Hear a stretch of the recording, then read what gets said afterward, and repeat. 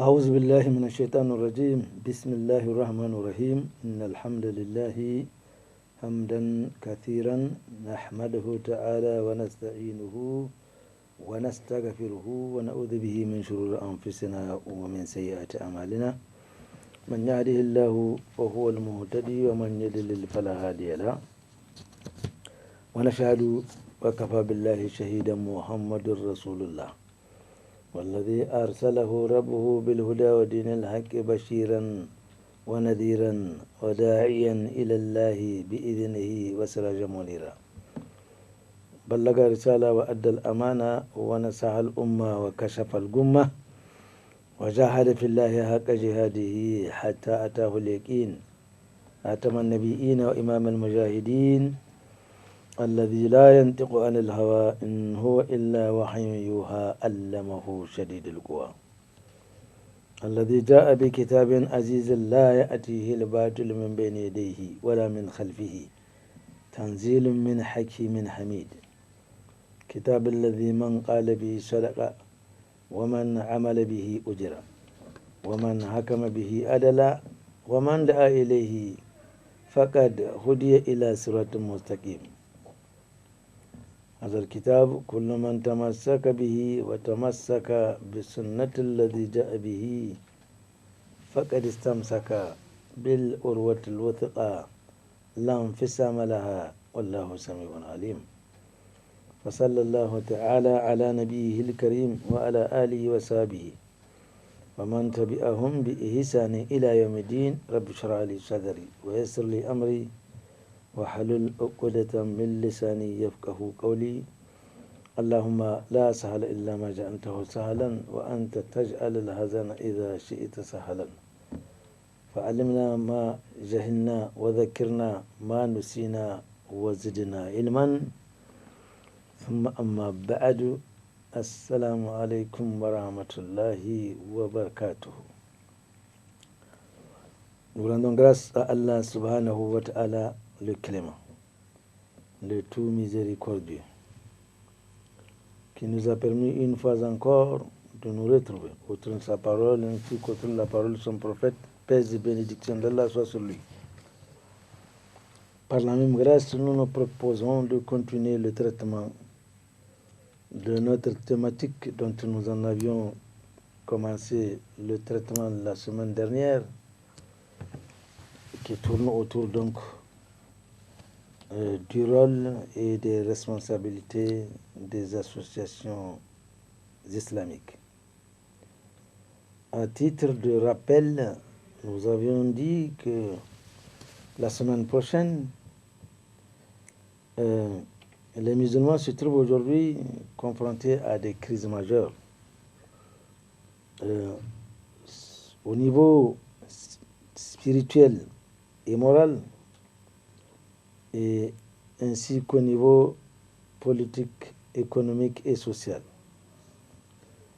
Les musulmans aujourd'hui se trouvent donc confrontés à ces crises majeures. Et cette situation de rupture, nous l'avons dit, a généralisé et un dialogue. Elle a créé la rupture d'un dialogue, du dialogue culturel islamique, faisant des musulmans frères. Ils sont, au lieu d'être des frères unis sous la même bannière, aujourd'hui, à travers l'égoïsme et l'individualisme corporatiste et sectaire, surtout ou sectariste, et tout cela a pris le pas sur ce qui devait être cette fraternité islamique que prône l'islam quand le Coran nous recommande de nous retrouver tous autour de la parole d'Allah subhanahu wa ta'ala, autour de la kalmat tayyiba la ilaha illallah. L'abandon de certains musulmans des préceptes religieux et en général, et l'ignorance dans l'insouciance en particulier des autres, sont la cause principale de cette fissure-là. Et aujourd'hui, nous l'avions dit la semaine dernière, les musulmans omnubilés par la recherche de l'acquisition des biens de ce bas monde par tous les moyens, Nous insistons par tous les moyens, parce qu'il n'est pas défendu de chercher les biens de ce bas monde. Le Coran, à maints endroits, nous y invite. Allah a dit بعد أعوذ بالله من الشيطان الرجيم وابتغي فيما آتاك الله الدار الآخرة ولا تنسى نصيبك من الدنيا. Cherche de ces biens qu'Allah subhanahu wa ta'ala t'a accordé ici-bas. La première recommandation que le Coran nous fait, c'est de chercher une demeure dans l'au-delà, c'est-à-dire préparer son paradis.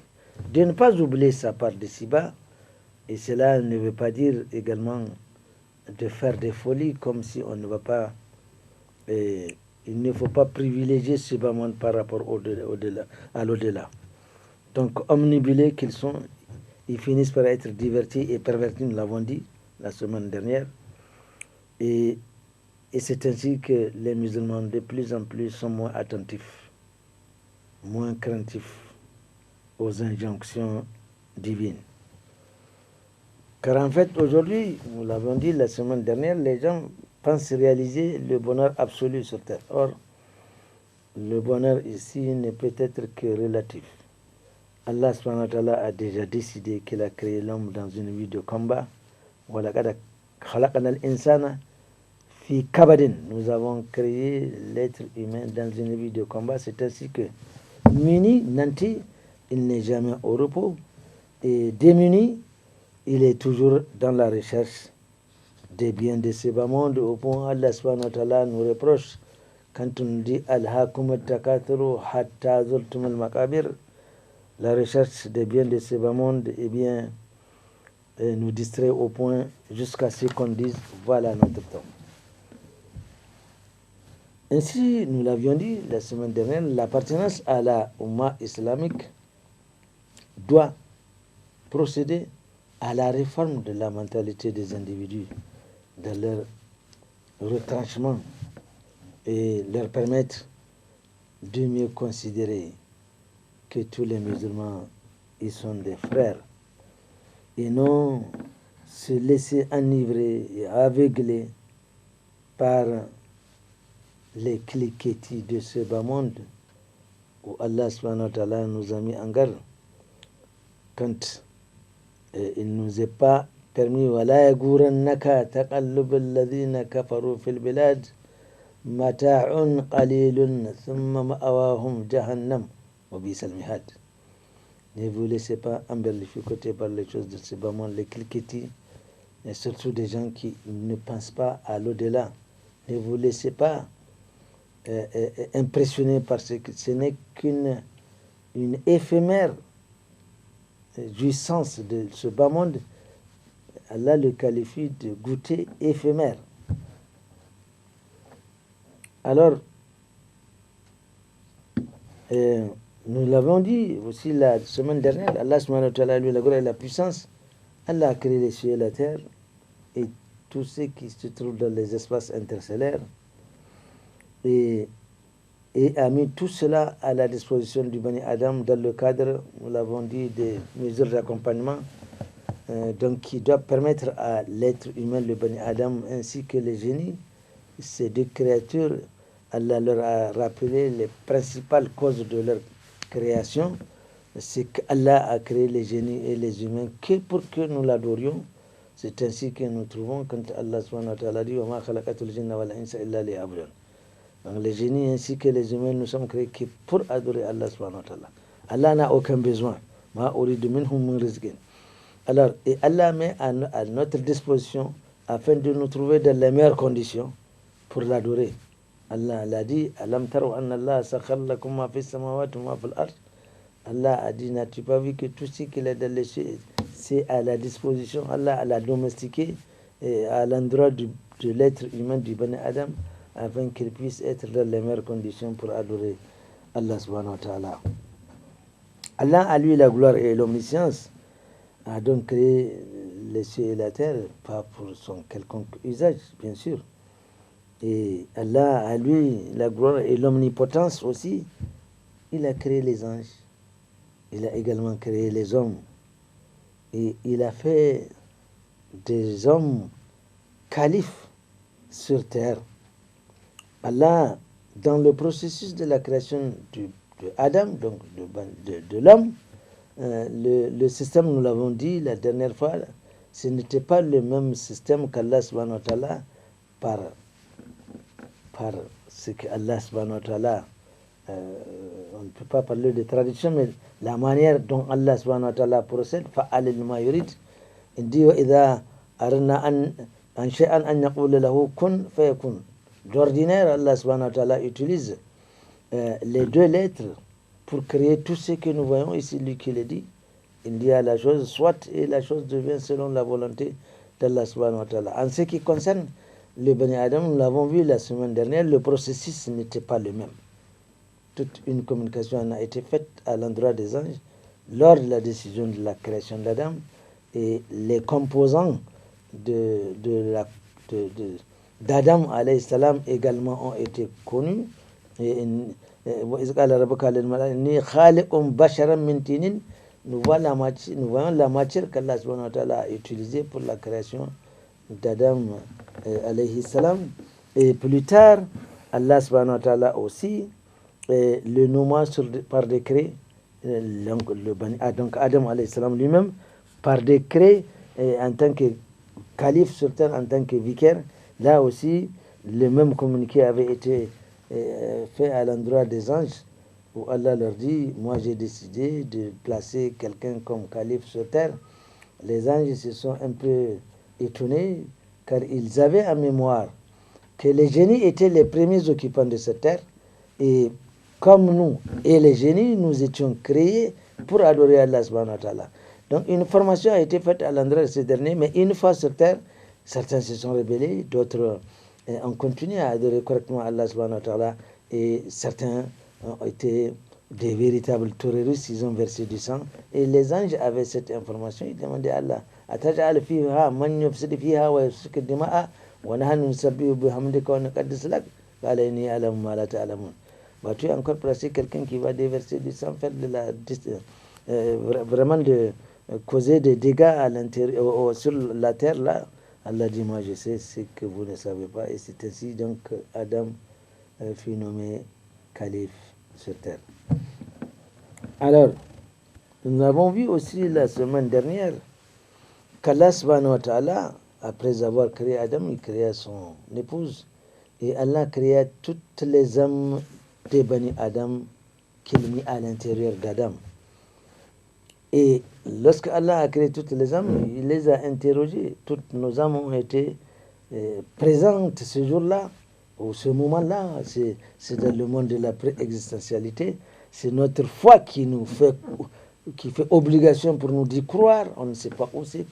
Mais Allah nous a informé qu'il a interrogé toutes nos âmes. Et leur a demandé, Alastu bi rabbikum, ne suis-je pas votre Seigneur? Et toutes nos âmes ont répondu, Bala shahidina. Donc nos âmes ont pris l'engagement de reconnaître en Allah subhanahu wa ta'ala qu'il est le seul à être adoré. Et cette affirmation, cet engagement primitif doit être corroboré ici sur terre par l'acceptation de la ilaha illallah. Parce que Alastu bi rabbikum, dans le monde de la pré-existentialité, dans Alam al-Arwah, est devenu sur terre la ilaha illallah. Et c'est tout ce que, en termes de mission, Allah subhanahu wa ta'ala a envoyé dans l'espace de l'étang. Allah a envoyé des missionnaires pour rappeler aux Bani Adam ces engagements, ou cet engagement que chaque âme a contracté auprès d'Allah subhanahu wa ta'ala. Lorsque nos âmes ont répondu, Bala shahidina, toutes nos âmes ont dit, oui, nous attestons. Allah, par préscience, savait que certaines âmes, une fois sur terre, se rébelleraient, nieraient, n'est-ce pas, cet engagement. Et c'est tous ceux qui se sont rebellés contre les lois d'Allah subhanahu wa ta'ala et qui n'ont pas voulu suivre ou accepter les messages des prophètes à eux envoyés. Alors, donc nous avons dit aussi la semaine dernière que donc nos âmes ont toutes nos âmes ont dit oui, shahidina. Elles ont donc accepté de confirmer ici la ilaha illallah, c'est-à-dire qu'il n'y a aucune divinité. Et par divinité, on entend quelque chose qu'on adore. Il n'y a pas quelque chose qu'on adore en dehors d'Allah subhanahu wa ta'ala. Ensuite, nous avons dit aussi que Allah subhanahu wa ta'ala a proposé la amana à des créatures gigantesques telles que les cieux, la terre, ainsi que les montagnes. Et ces créatures n'ont pas voulu accepter. Elles ont eu peur, elles ont décliné l'offre. C'est-à-dire cet engagement va consister à venir ici sur terre, accomplir un certain nombre d'actes et se laisser juger dans l'au-delà. Soit mériter l'enfer, soit mériter le paradis. Allah aurait des manières de punir les cieux, la terre et les montagnes si elles avaient accepté. Mais l'être humain, dans le texte, et c'est ce qui est un peu, il n'y a rien d'étonnant, Allah subhanahu wa ta'ala traita le Bani Adam de zalouman, injuste contre lui-même, et jahoulant et ignorant les conséquences, quand lui, sur le texte, n'étant pas invité dans le texte, il n'a pas été proposé à l'homme de venir, d'accepter la amana, le dépôt. Lui, il dit qu'il est candidat. Et l'être humain, il se porte à garant. Et Allah le dit, il est injuste contre lui-même. Il se fait du mal, il ne le sait pas. Jahoulant, ignorant les conséquences. Parce que cela veut dire que l'être humain accepte. Il vient ici sur terre, il pose un certain nombre d'actes qui seront enregistrés, transcrits et filmés. Et le jour de la résurrection, on lui rendra compte. L'être humain est d'accord, Allah le traite d'injuste et d'ignorant. Et c'est ce qui justement explique la duplicité de la nature humaine. L'être humain, Allah, en le créant, il l'a honoré. Il a dit, nous avons honoré le Bani Adam. Nous n'allons pas citer les marques de considération depuis Adam, depuis sa création. Les anges étaient invités à venir se prosterner. Et Allah subhanahu wa ta'ala fit héberger le couple gracieusement au paradis. Et ensuite, Allah subhanahu wa ta'ala a appris à Adam toutes les sciences, alors qu'en ce moment même, les anges, malgré leur proximité, ils ne savaient pas.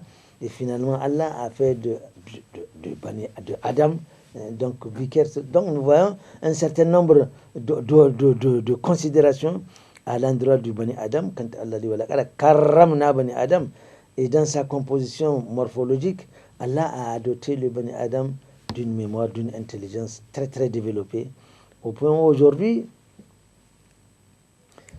on ne prête pas attention à l'être humain, cette très belle créature.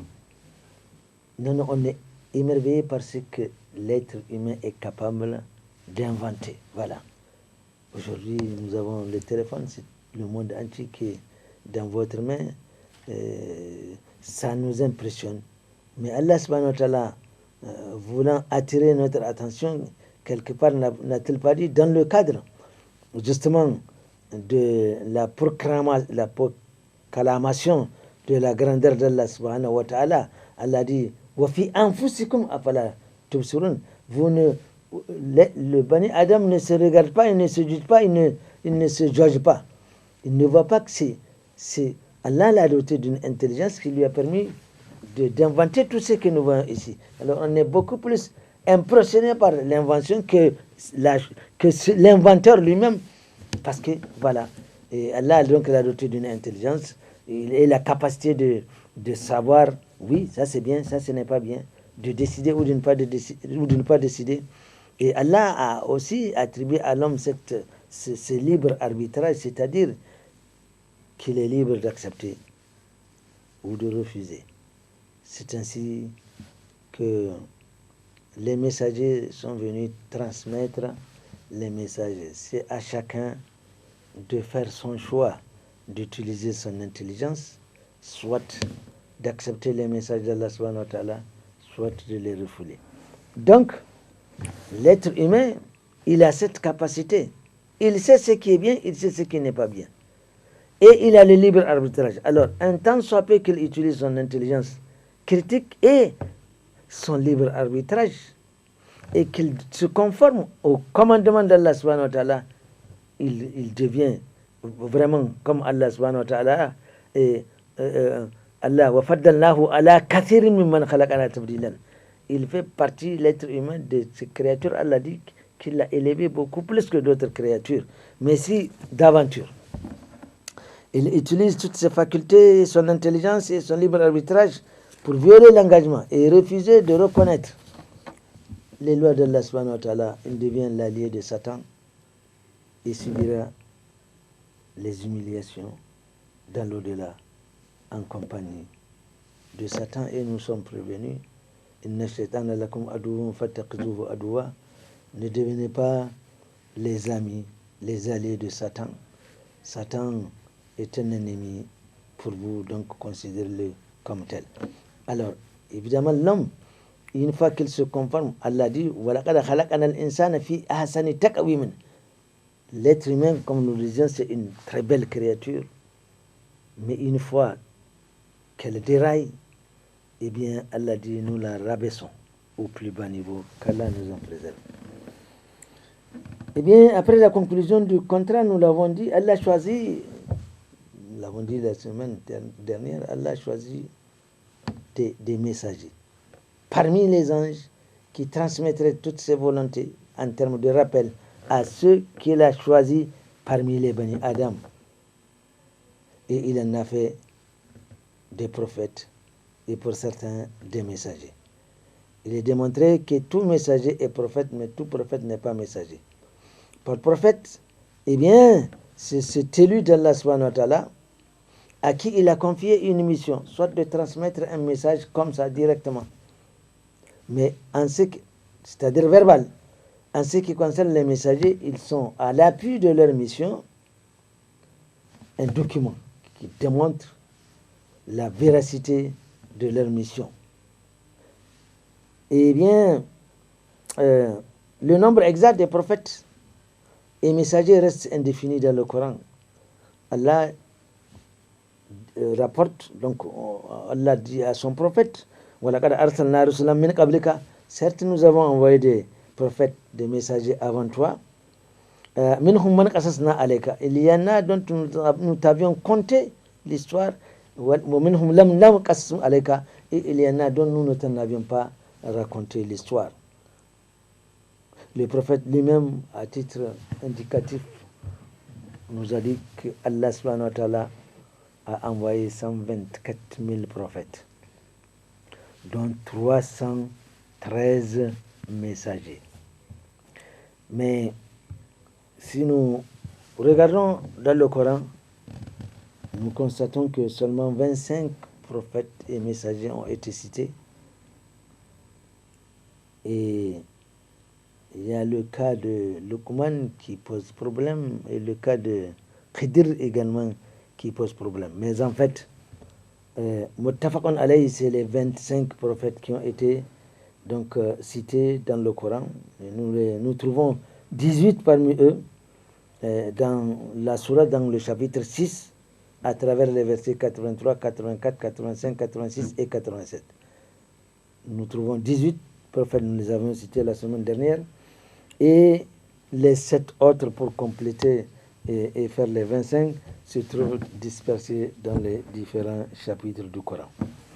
Ils se sont tous, nous l'avions dit, acquittés par la grâce d'Allah subhanahu wa ta'ala honorablement de leur mission, mais les différents peuples, nous avons dit, auxquels ils se sont adressés, n'ont pas tous répondu au rappel.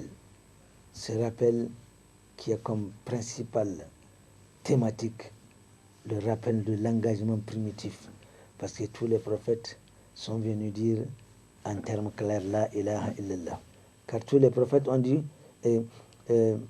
wa abudullaha wa la tushriku bihi shay'an. Tous ils ont dit adorer Allah subhanahu wa ta'ala et ne lui associer rien, et c'est l'explication arithmétique de la ilaha illallah. Alors nous disions que tous les peuples n'ont pas accepté, et c'est une autre volonté, nous l'avons dit la semaine dernière, c'est une autre volonté d'Allah qui s'est manifestée. Donc si, chers frères et sœurs, nous nous trouvons dans cette sphère de gens qui croient en Allah subhanahu wa ta'ala, qui veulent confirmer l'engagement que nos âmes dont nous partons ici-bas, nous devons remercier Allah subhanahu wa ta'ala. Ceux qui ne l'ont pas fait, nous l'avions dit, c'est une autre volonté d'Allah subhanahu wa ta'ala qui s'est manifestée. Le prophète sallallahu alayhi wa sallam, aux premières heures de sa mission, qu'est-ce qu'il disait au Quraysh? Qulu la ilaha illallahu tuflihu. Dites la ilaha illallah, vous allez réussir. Parce que tout le discours de la Mecque avait trait principalement par ce rappel de cet engagement, parce que les Quraysh, les Mecquois savaient très bien ce que cela veut dire la ilaha illallah. C'est éminemment révolutionnaire qu'ils n'accepteraient pas de le dire, même hypocritiquement. Même par hypocrisie, ils ne le diront pas. Dans la mesure ils y croient tellement à ces idoles.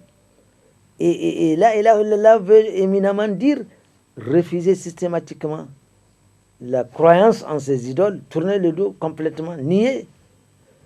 Et les Mecquois, évidemment, ils avaient peur. Sauf ceux qui se sont rebellés contre cette façon de faire, et ils ont accepté de dire la ilaha illallah, et ils ont tourné le dos justement aux croyances de ces idoles que leurs grands-parents et leurs ailleurs sont en train d'adorer depuis. C'est pourquoi on n'a pas enregistré des manifestations d'hypocrisie à la Mecque. C'est à Médine que cela s'est manifesté, dont tout un chapitre en a été donc consacré. Donc, c'est une volonté d'Allah qui s'est manifestée. Car Allah, le prophète, était gêné de voir que son souci était que les Mecquois acceptent son message, qu'ils renoncent à l'adoration des idoles. Et Allah subhanahu wa ta'ala dit à son prophète, une façon de le mettre un peu à l'aise, وَلَوْ شَاءَ رَبُّكَ لَآمَنَ مَنْ فِي الْأَرْضِ كُلُّهُمْ جَمِيعًا. Mon prophète, si ton Seigneur l'aurait voulu, tous, jami'an, tous et à la fois, ils allaient accepter ton message, la kalmat la ilaha illallah.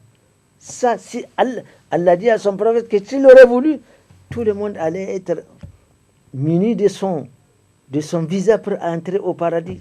Si Allah l'aurait voulu, c'est-à-dire que cela n'était pas possible pour Allah subhanahu wa ta'ala de nous créer tous admis au paradis. Dans un autre verset encore, beaucoup plus étendu, Allah subhanahu wa ta'ala dit وَلَوْ شَاءَ رَبُّكَ لَجَعَلَ النَّاسَ أُمَّةً وَاحِدًا. Si Allah subhanahu wa ta'ala aurait voulu au prophète, eh bien il allait faire de l'humanité ou des gens admis tous au paradis, ou des gens admis selon la volonté d'Allah. Allah fa'alen ma yurid, il fait ce qu'il veut. Alors il dit au prophète, sur un ton on ne peut plus de reproche, c'est à toi d'obliger les gens jusqu'à ce qu'ils croient en ton message. Là, ya prophète. Donc, c'est une autre volonté d'Allah subhanahu wa ta'ala, parce que le désir du prophète sallallahu alayhi wa sallam de voir l'humanité entière accepter cette religion et être accepté, d'être hébergé dans le paradis, ce désir qu'a le prophète sallallahu alayhi wa sallam, eh bien ma foi, est arrivé après qu'Allah subhanahu wa ta'ala ait décidé autrement. Allah a décidé que toutes les choses soient créées en éléments de couple. Toutes choses nous en avions. Allah n'a jamais créé des choses identiques. Il a toujours créé toutes choses en éléments de couple. Il a créé le paradis, il a créé l'enfer. Donc, et ça, c'est en amont à ce désir du prophète de vouloir que tout le monde aille au paradis. Non, l'enfer est déjà là et il y aura des habitants, et le paradis également est là pour abriter les serviteurs pieux d'Allah subhanahu wa ta'ala. Nous souhaitons être parmi ceux-là, Inch'Allah.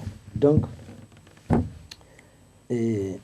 malgré tout, l'être humain, nous l'avons dit, le prophète sallallahu alayhi wa sallam, donc dans sa mission, Allah a envoyé plusieurs missions pour rappeler à l'humanité. En ce qui concerne le prophète sallallahu alayhi wa sallam, il a passé 23 années de mission. Sa mission a duré 23 ans. 13 années à la Mecque, où des difficultés ont été observées à l'endroit des premiers soumis, ceux qui ont accepté cette religion. On ne va pas s'y attarder. Et comme nous l'avons dit, les principales thématiques qui ont été traitées, c'est revenir à l'adoration d'Allah subhanahu wa ta'ala, Et Allah leur fait des promesses du paradis, des promesses de l'enfer, etc., etc. Et plus tard, 10 ans, le prophète sallallahu alayhi wa sallam était obligé d'immigrer pour aller à Médine où il a passé 10 années.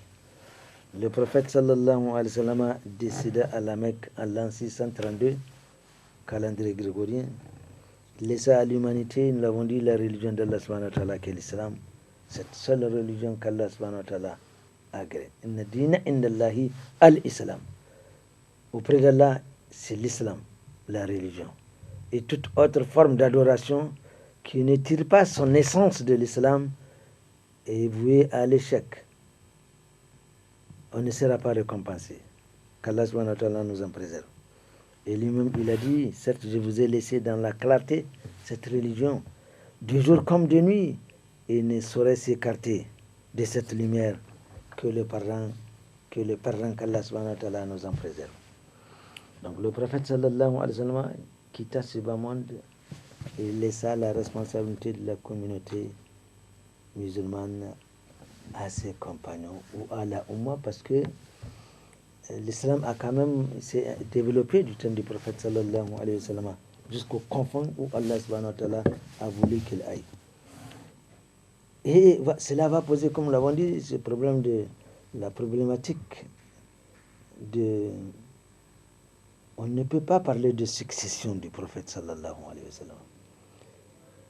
La problématique de la responsabilité, n'est-ce pas, de la Ummah. Rappelons qu'Omar bin Khattab, on ne va pas faire son histoire, mais on fera son histoire tout à l'heure, quand il sera calife. Et à la mort donc du prophète sallallahu alayhi wa sallam, et malgré le courage tant moral que physique qui lui est connu, il a perdu la lucidité, il n'était pas d'accord. Non, le prophète ne peut pas mourir, le prophète n'est pas mort. Et c'est ainsi qu'Abu Bakr, à travers la hikmah, l'a rappelé qu'Allah subhanahu wa ta'ala a dit « Innaka mayyitun wa innahum mayyitun ».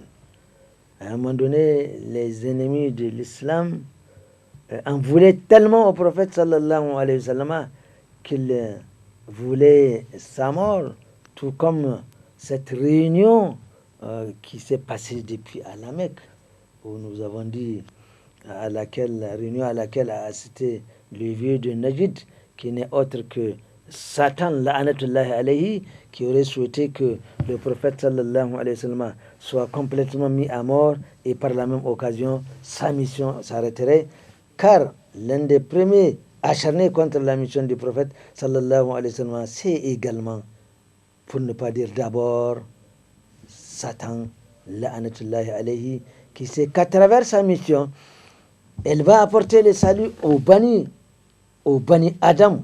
Et Satan a comme mission, et sans scrupule, d'embarquer l'ensemble, s'il le faut, des fils d'Adam en enfer, étant entendu le contentieux qui le lie à notre grand-père Adam alayhi salam. Il a juré devant Allah, et il a le quitus, vas-y, ceux qui t'ont suivi, eh bien, ils seront en même temps avec toi. Donc il avait cette force-là, et nous sommes prévenus. Inna shaytana lakum aduwwun, c'est notre ennemi, donc nous sommes prévenus. Il n'a pas de scrupule, son seul souci, c'est d'embarquer le maximum de fils d'Adam fils Saïr. Il a un parti politique, le parti de Saïr, le parti de l'enfer. Il tient des meetings, il envoie des convocations, etc., etc. Donc, Omar le dit, Allah a dit à son prophète, tu es un mourant, ils vont mourir. Donc, Omar s'est rappelé de tout cela. Et finalement, après l'enterrement du prophète Mohammed sallallahu alayhi wa sallam, il faut procéder au choix ou des responsables suprêmes de la Ummah. Abu Bakr et Omer se rejettent le califat, mais finalement, les Sahaba finirent par coopter Abu Bakr as-Siddiq radiyallahu anhu comme calife du prophète sallallahu alayhi wa sallam.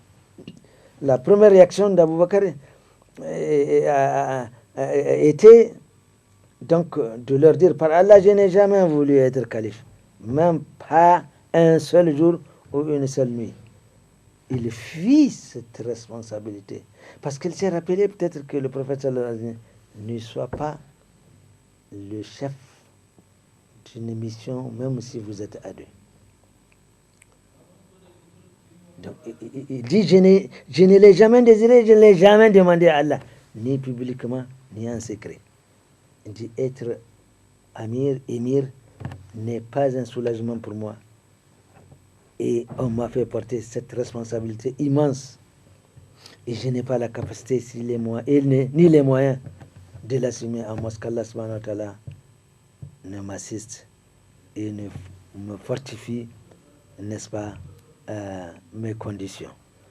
Les Sahaba lui répondirent, nous t'avons désigné parce que tu es le meilleur d'entre nous. Alors Abu Bakr s'enferma 3 jours chez lui. Et à chaque fois, il dit, annuler, prêter serment à quelqu'un, je ne veux pas. Vraiment, il ne voulait vraiment pas. Ali ibn Abi Talib répondit, chaque fois, nous n'acceptons pas ta démission et nous ne te démettons pas. Car tu as dirigé la prière en la présence du prophète sallallahu alayhi wa sallam qui t'a placé devant. Alors aujourd'hui, tu ne peux pas reculer. On rapporte alors qu'Abou Bakr se leva un jour, s'adressant à la foule, toujours il n'est pas, il faut qu'il se convainque. Il dit, y a-t-il quelqu'un, une seule personne, qui va dire qu'elle n'est pas d'accord qu'il soit calife, il souhaiterait, et personne n'a dit, non, non, c'est toi que nous voulons, c'est toi que nous voulons. Il rentra chez lui, il s'enferma. Le lendemain, il sort pour aller au marché. Mais on le croise, on lui dit, à Omar, mais où est-ce que tu vas? Mais je vais au marché. Mais qui va s'occuper des affaires de la Oumma? Eh bien, mais qui va s'occuper des affaires de ma famille? C'est ainsi qu'il fut décidé, nous l'avons dit la semaine dernière, il fut décidé qu'il soit octroyé un salaire, je ne sais pas comment on pourrait l'appeler à l'époque, mais enfin, les moyens de substance. Et c'est ainsi fait. Il est resté 2 ans. Entre-temps, un jour, il rentra chez lui et il constate que la couleur de la sauce a changé. Il s'enquérit auprès de son épouse, qu'est-ce qui se passe? Alors elle lui dit, oui, le foie-guiné que tu me donnes là, je suis parvenu à faire quelques petites économies et j'ai rassemblé tout cela et aujourd'hui, je suis allé au marché, donc les condiments étaient beaucoup plus importants, la sauce a changé de couleur. Abou Bakr, à l'endroit de son épouse, dit, ah bon? Donc nous percevons du trésor national, j'exagère, nous percevons du Beit al-Mal, qui est exactement la même chose. Le trésor national appartient aux 22 millions de Nigériens. Le Beit al-Mal dont il était question là-bas appartient à toute la Oumma. Alors Abou Bakr dit, nous percevons de Beit al-Mal plus que nous en avions besoin. Et c'est ainsi qu'Abou Bakr, par décret, n'est-ce pas, il diminue son salaire. Il décréta la diminution de son salaire afin de conformer les dépenses aux véritables besoins de la famille de Abou Bakr. On rapporte aussi, parmi ses prouesses, qu'il avait un domestique qui, avant d'immigrer à Médine, à la Mecque, il était un devin, donc il regardait l'avenir ou dit l'avenir. Alors il a dû travailler pour quelqu'un qui ne l'a pas payé, il a émigré à Médine. Un jour, ils se sont rencontrés au marché et ils se sont... Ah, c'est oui, oui. Alors il a dit, c'est vrai, tu as travaillé, je n'ai pas pu te régler, voilà tes biens. Il passe aussi au marché, il fait des emplettes et le jour-là aussi, la couleur de la chose a changé, ma foi. Et Abou Bakr a posé la question, qu'est-ce qui se passe? Et il lui a expliqué, le domestique lui a expliqué, et Omar plongea ses 2 doigts à l'intérieur de sa bouche pour vomir ce qu'il a mangé d'illicite, parce que c'était des actions à l'époque d'associationnisme, et Omar dit, dans ce ventre-là, il souhaiterait rencontrer son Seigneur sans qu'il y ait un grain d'illicite. Subhanallah. Il décéda 2 ans plus tard, de 632 à 634, donc il a passé 2 ans. C'est ensuite, à sa mort, il désigna Omar comme étant son remplaçant. Alors, un jour, avant de mourir, Omar dit à Abou Bakr, qu'il a entendu le prophète, parce qu'il était inquiet. Il était inquiet. Il paraît, à la fin, il a même fait le total de tout ce qu'il avait perçu au niveau du trésor, au niveau du Beit el-Mal. Et il a retourné ça. Il préfère ne pas être dans un doute. Est-ce qu'à l'intérieur de ce qu'il a pris là, il y a que quelques dirhams ou quelques jetons d'illicite? Il a tout transmis au trésor pour se présenter salaman, salaman. Et sans oublier qu'il fait partie des 10 à qui Allah a ordonné à son prophète de dire de leur qui sont déjà, leur siège déjà est réservé au paradis. Mais cela ne lui a pas donné cette liberté de jouir. Ce n'est pas parce qu'il est ceci, parce qu'il est cela, qu'il doit se comporter autrement. Ils ont pris l'exemple au prophète sallallahu alayhi wa sallam, qui, au dire de Aïcha radiallahu anha, qui voit le prophète sallallahu alayhi wa sallam se torturer la nuit, il ne se repose pas, il est toujours debout. Il dit, mais pourquoi tu te tortures comme ça, alors que Allah subhanahu wa ta'ala t'a déjà pardonné tout ce que tu as commis éventuellement, et tout ce qui viendrait, Allah t'a comme. Il dit, afala ahib an akuna abdan shakura. Ne vais-je pas montrer de la reconnaissance? Et aujourd'hui, comment nous reconnaissons ce que Allah subhanahu wa ta'ala aujourd'hui nous octroie? Soit on épingle, soit on ne manifeste pas, c'est-à-dire de la reconnaissance par rapport à ce que Allah subhanahu wa ta'ala nous a accordé. Alors, et c'est comme ça, il passe, n'est-ce pas, sur son testament, que c'est Omar bin Khattab qui va le succéder. Les compagnons, avant de mourir, lui reprochent cela. Tu vas nous laisser Omar, et tu sais qu'il est très rude. Et une fois, Amir, comment tu peux pas imaginer comment il peut se comporter? Et qu'est-ce que tu diras à ton Seigneur s'il te pose cette question? Dis, je les ai laissés le meilleur des hommes. C'est ainsi que Omar remplaça Abu Bakr pendant son règne, qui a duré 10 ans, de 634 à 644. L'islam s'est répandu par la grâce d'Allah subhanahu wa ta'ala de façon spectaculaire, et Omar était un exemple aussi de bonne gouvernance. Nous avons des leçons à apprendre de bonne gouvernance à travers les califes bien guidés. La première des choses que Omar a faites une fois élu ou désigné, il a rassemblé toute sa famille, ses femmes, ses enfants, cousins, tout le monde. À ces femmes, il dit, ce n'est pas parce qu'aujourd'hui vous êtes les femmes de Amir el-Mouminin que vous allez vous comporter comme vous ne le faites pas maintenant. Vous vous comportez autrement que ce que vous faites maintenant. À ses enfants également, il dit, c'est pas parce que vous êtes les fils de Amir el-Mouminin que vous allez vous comporter comme vous voulez, etc., etc. Il les a donc mis vraiment d'abord à l'aise et ensuite en garde. Omar bin Khattab, radiallahu anhu. Il y a beaucoup de leçons à apprendre avec Omar.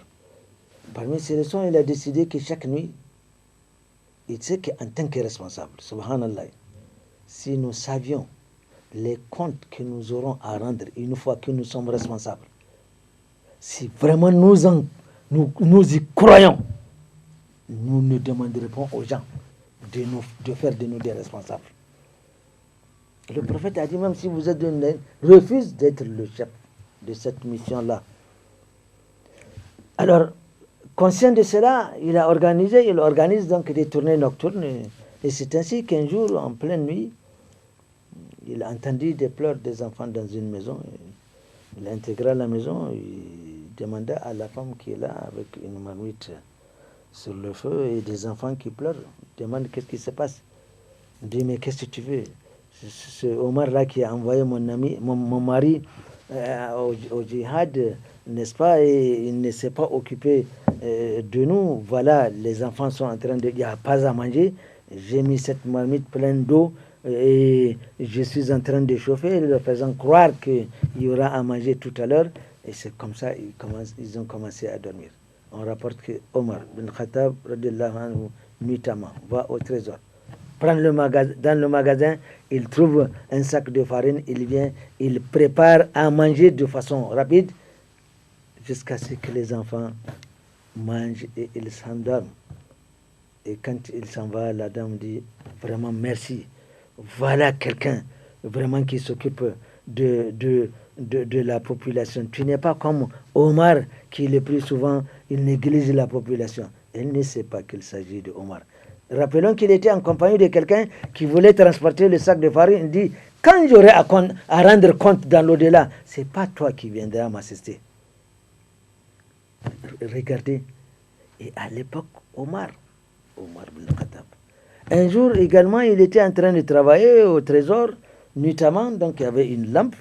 Il utilisait et la lampe et le carburant de la Ummah. Arrive quelqu'un, il fait le salam alaikum, et il enchaîna dans une discussion qui n'a rien à voir avec la Ummah. On rapporte que Omar bin Khattab éteint immédiatement la lampe. Il dit, mais qu'est-ce que c'est que ça? Pourquoi tu nous laisses dans le... J'ai dit, lorsque tu es venu, j'étais en train de travailler pour le compte de la Ummah. Donc, il m'est permis d'utiliser et le carburant et la lampe, n'est-ce pas, de la communauté, de la Ummah. Mais quand tu viens m'engager dans des discussions qui n'ont rien à voir avec la Ummah, je trouve ça illicite et nous ne sommes pas permis de le faire. Subhanallah. Regardez-moi ça. Aujourd'hui, à quoi nous assistons? Les biens de l'État, le trésor est devenu... On s'imagine que l'argent du trésor n'appartient à personne. Ah bon? L'argent du trésor national, trésor général ou national, appartient aux 22 millions de Nigériens. Wallahi tallahi. Billahi allazi la ilaha illa huwa.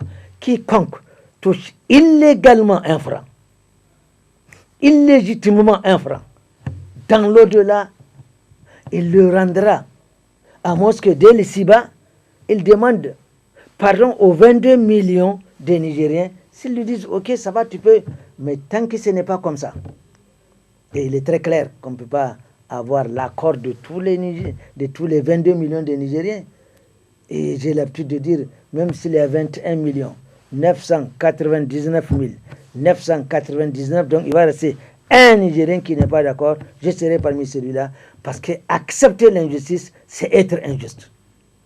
Ce n'est qu'un exemple.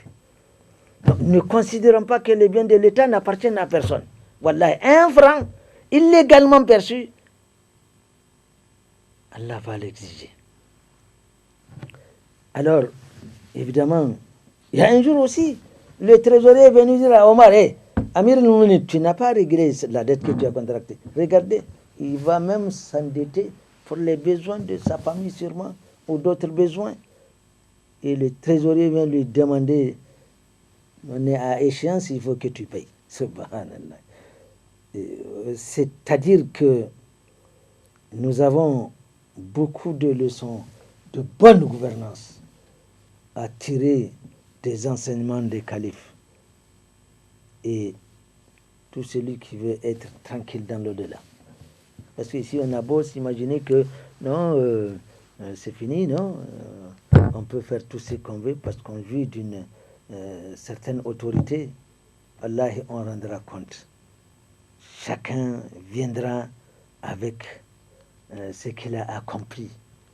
Et on a l'habitude souvent de dire, les péchés, on n'impute pas les péchés de quelqu'un à quelqu'un.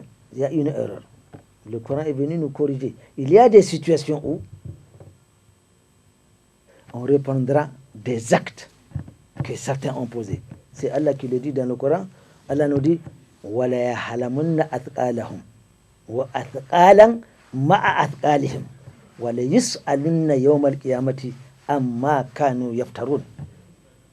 Il y en a qui vont supporter le poids de leur péché, le poids de leur propre péché. Et ils supporteront également un autre péché, un autre poids d'un autre péché, parce que ce péché, ils en sont les auteurs. C'est comme si, parce que vous disposez d'une certaine autorité, vous autorisez à ce que quelqu'un fasse telle ou telle chose. Aujourd'hui, il y a bien des gens qui sont en train de bénéficier des biens du trésor, qui touchent des salaires ou des revenus ou des je ne sais quoi, on peut les appeler, injustement. Alors, ceux qui ont autorisé à cela, ils ont leur propre péché. Mais le fait parce que ça devient de l'abus de confiance. On a fait confiance en la personne, au lieu qu'elle utilise rationnellement cette confiance, non, elle en abuse. Et c'est ainsi que certains se sont vus attribuer des choses qu'ils ne méritent pas. Allah dit qu'ils vont transporter leurs péchés, ils vont supporter leurs péchés, ainsi que les péchés. Donc nous voyons qu'au deuxième niveau aussi, c'est des péchés. Parce que ceux qui s'imaginent, non, mais moi je... Ah non. On démontrera que c'est toi qui as pris cet argent-là. Allah subhanahu wa ta'ala fasse que nous comprenions cela. Amen. Alors, Omar, lui aussi, Omar a été assassiné. Et c'est Othman bin Affan, avant de mourir, il a désigné 5 personnes qui sont censées, à leur intérieur, choisir quelqu'un qui va être le prochain Amir al-Mouminin. Et c'est en la personne longue de Othman bin Affan qui lui aussi passa 12 années de 644 à 652. Il fut aussi assassiné. Donc nous voyons que plus nous nous éloignons du prophète sallallahu alayhi wa sallam, plus les difficultés sont en train d'arriver. On a assassiné Omar, on a assassiné comment dirais-je, Ousmane, et Ali ibn Abi Talib qui est venu aussi faire 6 ans, avait une fin aussi tragique. C'est dire donc, à partir de ce moment, on a un 5e calife, en la personne de Omar ibn Abdel Aziz. On rapporte qu'en son temps, vous vous acquittez de la zakat, vous la mettez de côté, vous cherchez à qui la donner, personne n'en veut. Alors ça a 2 significations, à mon avis. Soit que tout le monde est suffisamment nanti et qu'il n'a pas besoin d'une zakat, ou soit que les gens peuvent se passer de la zakat. C'est-à-dire qu'ils se contentent du peu qu'ils ont pour vivre. Ça peut avoir plusieurs significations. Ils sont partis et à partir de ce moment-là, c'est une nouvelle génération qui a pris le relais jusqu'à ce que finalement, et ma foi, le dernier bastion de l'Empire ottoman fut complètement aboli le 3 mars 1924 par les effets de Kemal Atatürk. Parce qu'à l'époque, c'était la Turquie qui avait la direction de la Oumma. C'était la Turquie, l'Empire ottoman, qui commandait et la Mecque et Médine. Alors l'histoire, elle est là, il faut peut-être la lire afin de mieux comprendre certaines choses. Car une fois donc l'Empire ottoman complètement détruit, on a procédé à la segmentation de l'humanité entière en des petits États. C'est ainsi que le colon, il vient, il fait un tracé, c'est des cousins, c'est la même famille. On vient, on fait une frontière, on vous divise et on met tous les moyens pour réellement vous séparer. Et c'est ainsi que les musulmans se sont trouvés sans direction. Lui-même, Atatürk, pour justifier son action, il a dit, donc le 3 mars 1924, il disait, le rêve tant chéri des musulmans d'avoir toujours une même direction, ce rêve-là n'a pas pu se réaliser. Il dit au contraire, les musulmans à un moment donné, ils se sont décidés de ne plus s'entendre entre eux, ils vont jusqu'à se rentrer là-dedans, etc., etc. Quand nous voyons l'histoire, la toute récente, n'est-ce pas, des autorités aujourd'hui qui détiennent la tête de la Oumma, toute une histoire, une belle histoire, un beau document est passé hier dans une télévision et ça a permis de comprendre qu'à un moment donné, la Oumma n'avait pas de décision. On dirait que les musulmans se sont entendus. Pour ne pas s'entendre, ils ont le même Dieu, le même livre, le même prophète, mais des actions sous-marines ont été menées à l'endroit des uns et des autres, soulevées les uns contre les autres, etc., jusqu'à ce que finalement, et il faut trouver un moyen maintenant de continuer le travail de l'islam. Et c'est justement là où nous allons arriver, Inch'Allah, la semaine prochaine.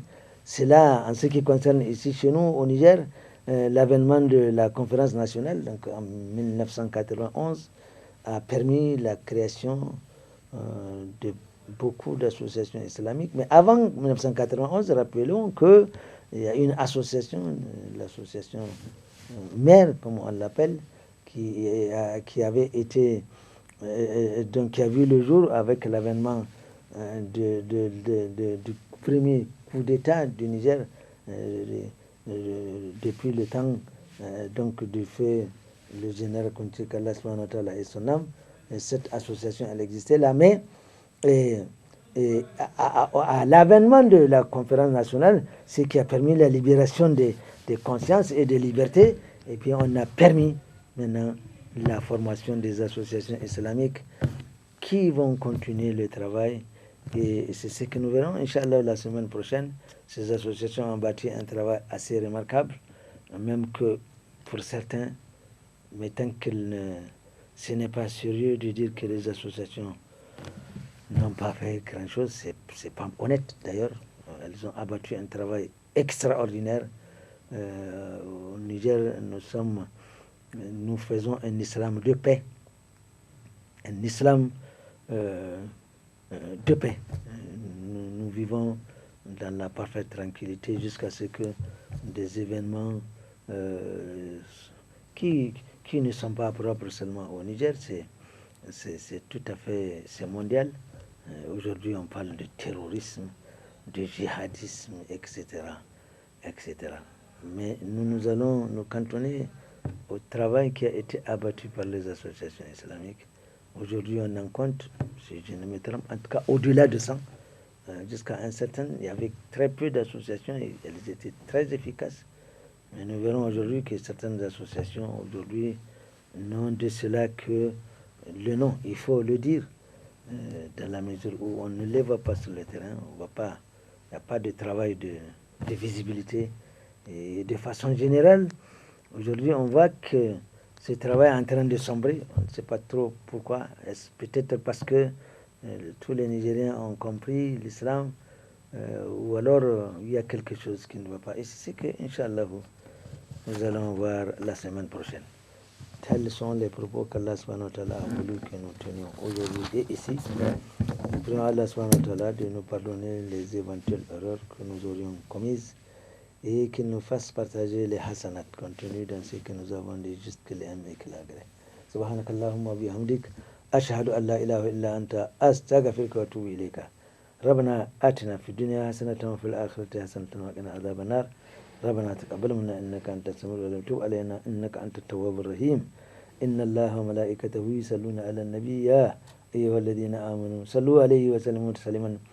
اللهم صل على محمد وعلى آله وسلم. سبحان ربك رب العزة عما يصفون وسلام على المرسلين والحمد لله رب العالمين والسلام عليكم.